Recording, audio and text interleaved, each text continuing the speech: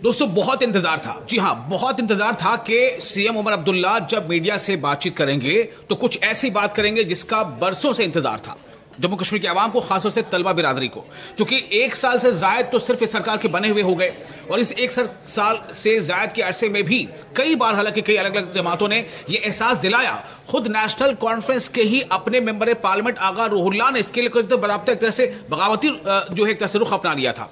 लेकिन क्या हुआ दरअसल, जब काबीना की मीटिंग हो गई, मीटिंग के बाद चूंकि ये मीटिंग जम्मू में हुई थी और दरबार मुल्क के बाद पहली मीटिंग थी, तो मीटिंग के बाद हुआ क्या रिजर्वेशन पर कोई ठोस बात सामने आई, ये हम जानने की कोशिश करेंगे। हमारे साथ मौजूद है शौकत हमारे साथी, और साथ ही इस पर हम चर्चा भी ये भी करेंगे कि दरअसल इसको लेकर के क्या एक नई सियासत यहां से शुरू हो रही है, क्या जम्मू कश्मीर की सियासत में एक नया बाब शुरू हो रहा है, या फिर क्या यूं कह लें कि क्या एक कहीं ना कहीं जिस तरह से अपोजिशन से जो एक चुनौती या हम कहते हैं चेतावनी सामने आ रही है, ये क्या बता रहा है, क्या कहीं ना कहीं एक बार फिर एक रिजर्वेशन का जिन जो है वो बोतल से निकल गया। शौकत मैं आपसे जानना चाहता हूं, आपका सवाल है, हमारे नाज़रीन देख रहे हैं, और मैं ये जानना चाहता हूं शौकत की ये कितना अहम था, आज कितना इंतजार था लोगों को इस काबीना की मीटिंग का, चूंकि उसके लिए उसकी पहले जैली कमेटी बनाई गई थी और लगभग चाहे वो राणा हो, जावेद राणा या फिर दूसरे कई सकीन है, तो सबने इशारा दिया था कुछ ना कुछ होने वाला है रिजर्वेशन पर।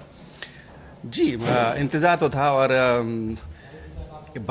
इशू भी इतना बड़ा है कि इंतज़ार रहना भी चाहिए था, लेकिन मुझे ऐसा लगता है कि शायद उस कदर आउटकम नहीं आया जिस तरह से लोग एक्सपेक्ट कर रहे थे। फिर भी एक शुरुआत है, मुझे लगता है शुरुआत है। उमर अब्दुल्ला ने जैसे कहा कि हमने वादा किया है और हमने एटलीस्ट शुरुआत तो हमने पहल की है, बाकी जो लोग हमारे ऊपर उंगली उठा रहे हैं उन्हें तो कुछ, जब वो रहे थे यहाँ पे इक़्तिदार में तो उन्होंने कुछ किया ही नहीं। लेकिन एक बात और आपको रोक रहा हूँ मैं कि उमर अब्दुल्ला ने यह कहा कि किसी के साथ नाइंसाफी नहीं होने देगा, किसी के साथ नाइंसाफी नहीं होने दी जाएगी, लेकिन मसला यह है कि कैसे नहीं होने दी जाएगी, क्योंकि अब अगर आपके पास रिजर्वेशन है, कोटा तो लिमिटेड है, जितना है उतना आप उसको बढ़ा नहीं सकते, तो किसी को काम करना पड़ेगा, किसी का बढ़ाना पड़ेगा। तो जिस तरह से अभी अफवाह है, जिस तरह से सोर्सेज जो है वो बोल रहे हैं कि जो आरबीए है और ईडब्ल्यूएस इकोनॉमिकली वीकेस्ट सेक्शंस जो है, इन दो सेक्शंस का कोटा कम किया जा सकता है। अच्छा ठीक है, अगर इन दो सेक्शंस का कोटा कम किया जा सकता है। आपको याद होगा कि 2019 के फैसले के बाद 2023 में जो कुछ नई कैटेगरीज बनाई गई थी रिजर्वेशन के दायरे में, जिनको लाया गया था, उनमें भी ये है। तो वो उनको बीजेपी का सपोर्ट है, बीजेपी उनके हक में है। तो अगर उनके में से किसी का कट किया जाता है तो फिर क्या होगा? तो जैसे आप बोल रहे थे कि ये एक ऐसा जिन है कि शायद जो इनका साथ नहीं छूटेगा, मुझे लगता है कि अभी अगर आज जो भी फैसला हुआ है, अब वो एलजी के पास गया है, पहले तो ये भी देखना है कि एलजी का क्या उस पर रहेगा, कहीं वो रोड़े नाटका है इनके इसमें। इसलिए शायद उमर अब्दुल्ला ने ये कहा कि अभी चूंकि जिन 22 अलग अलग मुद्दों पर बातचीत हुई है, उन्होंने शुरू में तो हालांकि गिनाया कि हमने इस पर भी बात की, हमने इस पर भी बात की, कि सबसे अहम जो उन्होंने कहा रिजर्वेशन, और उस पर फिर वो आकर रुक गए, और साथ ही ये कहा कि हमारा ये वादा भी था और हमने इस पर कदम आगे बढ़ाया है, और लेकिन हम किसी के साथ नाइंसाफी नहीं होने देंगे। अब मैं इस पर आना चाहता हूं कि उमर अब्दुल्ला ने अपने इसी खिताब में यह भी कहा कि मुझे धमकियां मिल रही हैं, तो इससे क्या मतलब निकाला जाए, ये धमकी कौन दे रहा होगा और ये क्या धमकी, किस नौयत की धमकी होगी, क्या ये सियासी धमकी है या फिर कुछ और? जाहिर मुझे लगता है कि शायद वो अगर रूहुल्लाह की तरफ ही इशारा दे रहे थे, क्योंकि अभी तो सबसे बड़ी धमकी तो उन्होंने ही दी है कि वो एहतजाज करेंगे, और उनका बहुत ज़्यादा प्रेशर है उस सेक्शन। और आप एक और चीज़ भी देख लीजिए, अभी कुछ फाइनल आउटकम नहीं आया है कि क्या पॉलिसी होगी, क्या ड्राफ्ट होगा, लेकिन उससे पहले ही leader of opposition Sunil Sharma ने धमकी दे कि अगर इस सेक्शन का कम होगा तो हम सड़कों पे आ गए, अगर इस सेक्शन का कम होगा तो मुझे लगता है अभी बहुत कुछ देखना है इसमें हमें। तो लेकिन देखिए एक बात और है, अगर आगा रूहुल्लाह की तरफ से कोई ऐसी धमकी होती, वो धमकी क्या देगा? मुझे लगता है जो आपने कल हमने जिस पर बातचीत की थी, उन्होंने कहा था कि अगर जल्दी प्रोटेस्ट होगा, कदम नहीं उठाया गया तो ये भी फिर डर रहेगा, 20 दिसंबर से हम एहतजाज करेंगे। ये भी फिर डर रहेगा अगर वो प्रोटेस्ट करते हैं, एहतजाज करते हैं, तो फिर हमने देखा तो इससे पहले भी कितनी बयानबाजी एक दूसरे के खिलाफ हुई, तो कहीं ऐसा ना हो कि फिर पार्टी पे बात आ जाए, पार्टी में कुछ ऐसे खिलाफ दो सेक्शन हो जाए। मुझे ये लग रहा है कि हमारे नाज़रीन भी उमर अब्दुल्ला के बयान उन्होंने सुना होगा, चूंकि हम न्यूज़ 18 के सोशल मीडिया प्लेटफॉर्म पे हमने उस बयान को भी बहुत ही अहमियत के साथ उसको दिखाया है। मैं ये कह रहा हूँ कि उमर अब्दुल्ला ने ये कहा कि जब उनसे आगा रूहुल्लाह का नाम लेकर पूछा गया तो उन्होंने कहा कि आप हमारे जिस दोस्त का जिक्र कर रहे हैं, दरअसल ऐसा नहीं है कि हमने उनको खुश करने के लिए किया है। तो इससे एक बात तो साफ हो रही है कि कुछ ना कुछ तो किया गया है। जी जी, कुछ ना कुछ तो किया गया है। उमर अब्दुल्ला ने जैसे उन्होंने क्लियरली बोला कि हमने एक कोशिश की है, एक पहल की है कि हमने कि सबके साथ इंसाफ हो, एक रैशनलाइज किया जाए रिजर्वेशन की पॉलिसी को। तो अब जो कुछ है वो हमने एलजी को भेज दिया। तो मतलब कुछ ना कुछ तो किया है उन्होंने।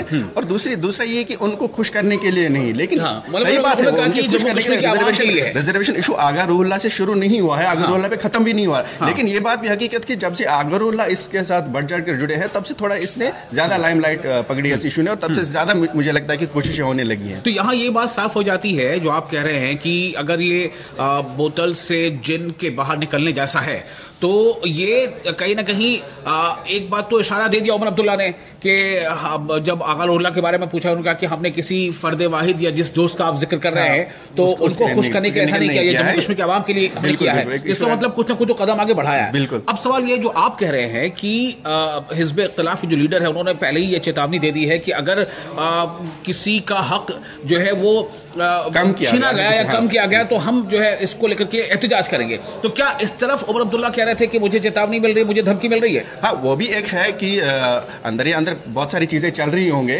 क्योंकि बहुत वक्त से इशू चल रहा है, बहुत बड़ा इशू है। और ये भी है कि 2023 में जो नई कैटेगरीज बनाई गई थी तो जैसे मैंने पहले कहा कि उनको बीजेपी का सपोर्ट हासिल है, तो अंदर अंदर ये सब चीजें तो चल ही रही होंगी। और जाहिर सी बात है कि अपोजिशन तो छोड़ेगी नहीं, ठीक है, उनको तो मौका ही मिलना की ज़रूरत होती है कि कैसे हुकूमत को घेरा जाए, तो वो भी एक इशू है। लेकिन मोटे तौर पर अगर हम बात करें तो ये जम्मू कश्मीर, जैसा उमर अब्दुल्ला ने कहा कि जम्मू कश्मीर के अवाम के हक में होगा, जम्मू कश्मीर के जो नौजवान हैं, चाहे वो लड़का हो या लड़की हो, जो सरकारी नौकरी के तलबगार हैं, उनके हक में होगा। तो ये तो कहीं ना कहीं इस नौजवान फ्रेटर्निटी को कैटर कर रहा है ना। तो क्या आपको लगता है कि अपोजिशन की इस चेतावनी का, जिसको उमर अब्दुल्ला धमकी कह रहे हैं, उसका कुछ खासा असर पड़ेगा?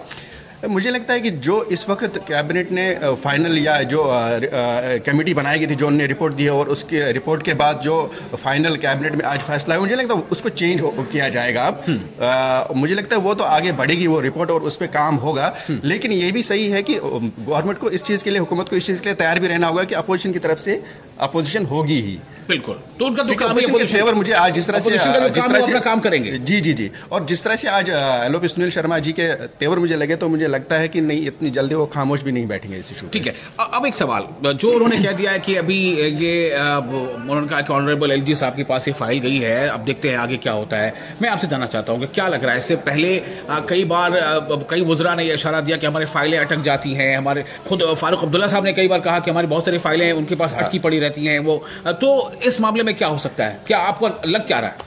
मुझे ज़ाती तौर पर ऐसा मैं चाहता हूं कि इसको नहीं अटकाना चाहिए, ये आगे बढ़नी चाहिए फाइल, क्योंकि ये जो है नौजवान से जुड़ा मसला है, रोज़गार से जुड़ा मसला है और इंसाफ से जुड़ा मसला है। ठीक है, अब 30% रिजर्वेशन आप देंगे इतनी बड़ी पॉपुलेशन को, तो नाइंसाफी तो है कहीं ना कहीं। मुझे लगता है इस पर पॉलिटिक्स नहीं होनी चाहिए, पॉलिटिक्स है। लेकिन जिस तरह से फारूक अब्दुल्ला ने रिसेंटली कहा था, आपने जैसे आप जिस बात की जिक्र कर रहे थे कि वो सिर्फ फाइलों में ही अटके हुए हैं एलजी, तो वो एक खौफ तो है।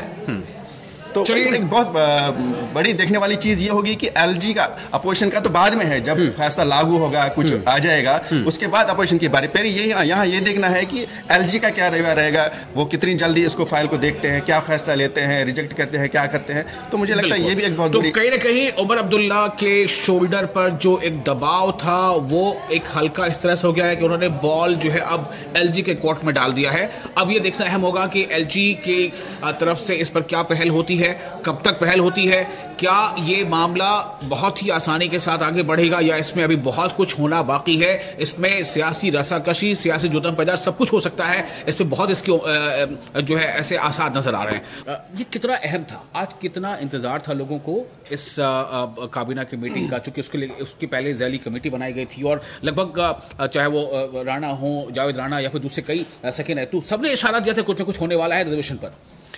जी, इंतज़ार तो था और इशू भी इतना बड़ा है कि इंतज़ार रहना भी चाहिए था। लेकिन मुझे ऐसा लगता है कि शायद उस कदर आउटकम नहीं आया जिस तरह से लोग एक्सपेक्ट कर रहे थे। फिर भी एक शुरुआत है, मुझे लगता है शुरुआत है। उमर अब्दुल्ला ने जैसे कहा कि हमने वादा किया है और हमने एटलीस्ट शुरुआत तो हमने पहल की है। बाकी जो लोग हमारे ऊपर उंगली उठा रहे हैं उन्होंने तो कुछ, जब वो रहे थे यहाँ पे इक़्तिदार में, तो उन्होंने कुछ किया ही नहीं। लेकिन एक बात और आपको रोक रहा हूं मैं कि उमर अब्दुल्ला ने ये कहा कि किसी के साथ नाइंसाफी नहीं होने दी जाएगी। किसी के साथ नाइंसाफी नहीं होने दी जाएगी, लेकिन मसला ये है कि कैसे नहीं होने दी जाएगी। क्योंकि अब अगर आपके पास रिजर्वेशन कोटा तो लिमिटेड है, जितना है उतना आप उसको बढ़ा नहीं सकते, तो किसी को कम करना पड़ेगा, किसी का बढ़ाना पड़ेगा। तो जिस तरह से अभी अफवाह है, जिस तरह से सोर्सेज जो है वो बोल रहे हैं कि जो RBA है और EWS इकोनॉमिकली वीकेस्ट सेक्शंस जो है, इन दो सेक्शंस का कोटा कम किया जा सकता है। अच्छा, ठीक है। अगर इन दो सेक्शंस का कोटा कम किया जा सकता है, आपको याद होगा कि 2019 के फैसले के बाद 2023 में जो कुछ नई कैटेगरीज बनाई गई थी रिजर्वेशन के दायरे में, जिनको लाया गया था, उनमें भी ये है। तो वो उनको बीजेपी का सपोर्ट है, बीजेपी उनके हक में है। तो अगर उनके में से किसी का कट किया जाता है तो फिर क्या होगा? तो जैसे आप बोल रहे थे कि ये एक ऐसा जिन है कि शायद जो इनका साथ नहीं छूटेगा। मुझे लगता है कि अभी अगर आज जो भी फैसला हुआ है, अब वो LG के पास गया है, पहले तो ये भी देखना है कि LG का क्या उस पर रहेगा, कहीं वो रोड़े नाटका है इनके इसमें। इसलिए शायद उमर अब्दुल्ला ने ये कहा कि अभी चूंकि जिन 22 अलग अलग मुद्दों पर बातचीत हुई है, उन्होंने शुरू में तो हालांकि गिनाया कि हमने इस पर भी बात की, हमने इस पर भी बात की, कि सबसे अहम जो उन्होंने कहा रिजर्वेशन, और उस पर फिर वो आकर रुक गए। और साथ ही ये कहा कि हमारा ये वादा भी था और हमने इस पर कदम आगे बढ़ाया है।